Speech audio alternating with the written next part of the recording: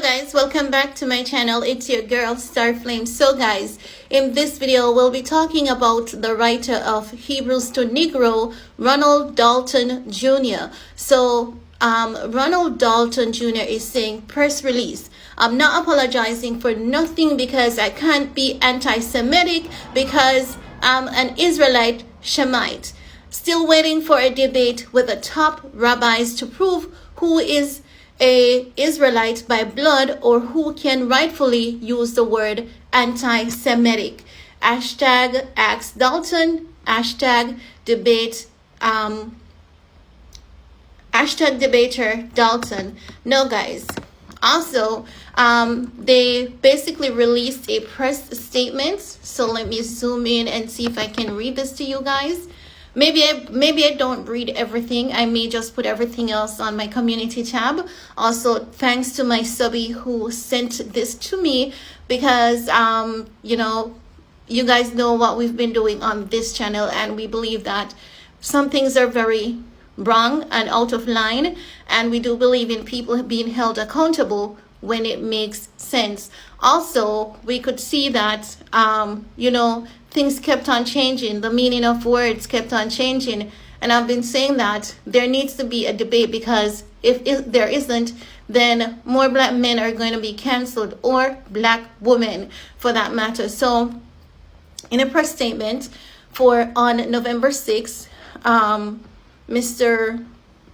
Dalton said, I vehemently reject and condemn any form of prejudice or hatred towards any person regardless of their race, religion, ethnicity, lineage, ancestry, or sex, as well as violence, racism, bullying, discrimination, Black Jew phobia, and the misuse of term anti-Semitism. Right on, so because that term is being so misused, and I think that the Jewish community realized that the term anti-Semitism is being misused, and as such, they're changing the meaning. If you have been following me, I've shared with you guys on my community page that the meaning of anti-Semitism was changed on the 2nd of November, which means that they keep shifting the goalposts, because I said initially it wasn't about what Kanye said. It was about Kanye's money, influence, and power. And the next black man who basically shares anything that's going to be an eye-opener to the black community, then how dare you? And that is as I see it. I knew that something was definitely out of line. I'm not gonna, guys, sorry about that. My audio, my phone cut out there for a bit.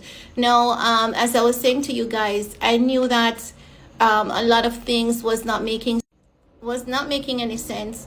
And I know that you don't have to be the brightest crayon in the box to be able to identify that something is wrong. So Mr. Dalton is calling on the rabbis for a debate. And I think that this debate should be, you know, publicized on national TV, also on an international spectrum, because so many people are currently misinformed. All of a sudden, anti-Semitism has just one meaning, and I think that it is very unfair, because people know that they have done something wrong, and what they're doing now, they're basically setting up everything to make it seem as though what they did to Kanye West and what they did to Kyrie Irving was right, and it's not. I believe that someone needs to be held accountable for all this bullshit and chaos that they have been creating. I do understand that even though you have freedom of expression, you cannot go everywhere and say as you like, or you can be held accountable for it. However, it does not also give the Jewish community the right to be changing the meaning of anti-Semitism and going around targeting black men, while this video was on Amazon and has been on Amazon and is still on Amazon, and Jeff Bezos is not being mentioned. Jeff Bezos is not being held accountable for having such content on his platform. And as such, this has made me realize even more that it's not about what Kanye has said. It is not about what he has done, because what Kanye has said There's proof that he has been saying it for over a decade, and there's proof that he wasn't the only one who has been saying it. A lot more celebrities, a lot of other people, they have been saying it. However, let's hold Kanye accountable, because he is the biggest threat at the moment. And then Kyrie Irving shared a documentary that is going to wake up a lot of people, that is going to open a lot of people's eyes. A lot of people had questioned, a lot of things were not making any sense to a lot of us. And as such, now people are beginning to ask questions and there's no answer. And I think that the Jewish community needs to stop shifting the goalposts around the meaning of anti-Semitism. Remember that you have dealt with horror in your past, so too has the black community. And it's not fair for you to be out here, sheltering and protecting your people while putting us on a cross. That's what the Jewish community is practically doing now. They're basically nailing the black community on a cross, and it is very much unacceptable. And as such, I think that there needs to be this debate needs to be held. I think, government officials, government bodies needs to be involved in this. Also, representatives from other businesses needs to be involved in this, because people are being canceled. People are losing jobs. People are losing sponsorship.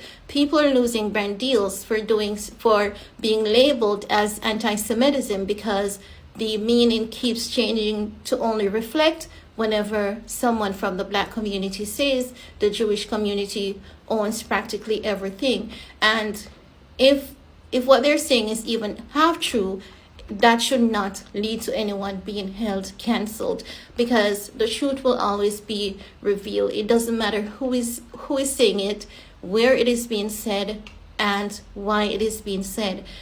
You cancel Kanye, you cancel Kyrie, but if this thing is not, nip in the butt, it's gonna get out of control.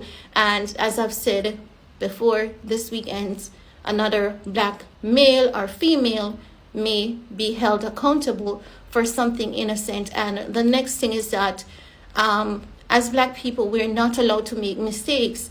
We've seen a lot of white comedians talk, they say horrible things, and the excuse is that they're new, they're still learning. No one is perfect. We had Pete Davidson, who basically made a joke about, RAPing a baby, and many people, they didn't cancel Pete. Pete is still able to work.